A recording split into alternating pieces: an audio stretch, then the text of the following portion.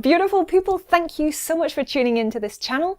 I hope you enjoy this video. Today I'm going to be covering a selection of exercises that I've found help and hinder my symptoms with IBS, with hiatus hernia, and some form of acid reflux.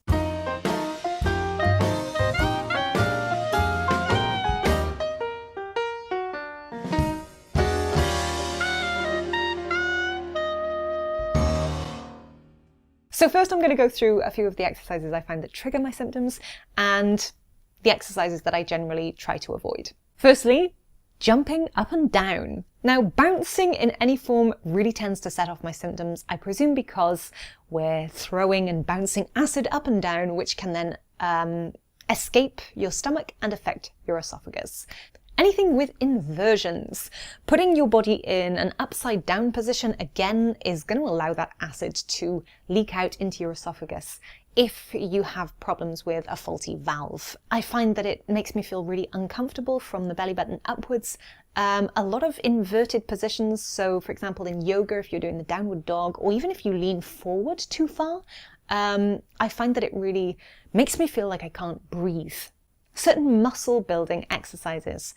Now I find that things like planks and squats, anything that requires you to strain your core muscles in any way, such as weightlifting if you're using your whole body, these things really tend to affect my symptoms and make them a lot worse. So anything that puts excess pressure on the sort of gut area in general tends to be something I avoid. I also avoid things like push-ups and sit-ups because they crunch and compress your gut area, and obviously push-ups, you're again using a lot of your body to maintain that core strength down the middle, which again seems to affect my symptoms. Anything overly exerting. So sprinting and running for me cause a lot of jiggling around in general, increases my heart rate to the extent that I can feel it pounding and pumping and beating really quickly in my chest, which I know is a good thing when you exercise, but it brings on the anxiety of the fact that I feel like I'm having some sort of cardiac event, because that is the symptoms that you feel sometimes when you have a really bad gut day. So I tend to avoid things that require a lot of energy and a lot of bursts of energy that really increase the heart rate quickly, just because of the anxiety of that. I tend to do slower, more gentle exercises for longer periods rather than short, sharp bursts of intense exercises. I find they make me feel really uneasy. And now moving on to some of the things that I do find help, and I do find that I can do relatively safely. Now, walking is the first thing that I find pretty easy. Going uphill purely for me is a bit of a problem, so I tend not to go up mountains, but going uphill for shorter periods of time or up more steady hills rather than steep hills is fine.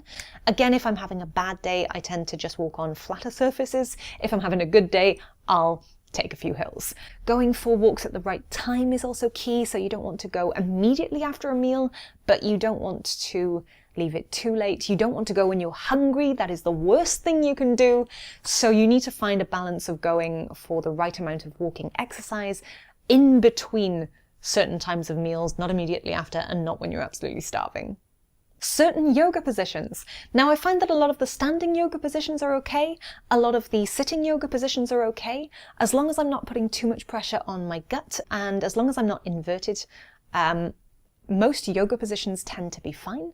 They allow you to stretch, they allow you to tone certain areas of your body, and of course they provide a lot of flexibility, which is great. Dancing. Now you need to be careful with dancing as there can be a lot of jumping and jigging around, but I tend to be okay with the majority of sort of Latin and ballroom dancing, providing everything is the right way up. Anything that you could go to a class and enjoy, so salsa or the waltz or anything fun like that. Dancing has always been something that I've enjoyed. And it obviously, it's a positive experience as well, so it's kind of stress reducing, which is a huge bonus when you're coming to exercise.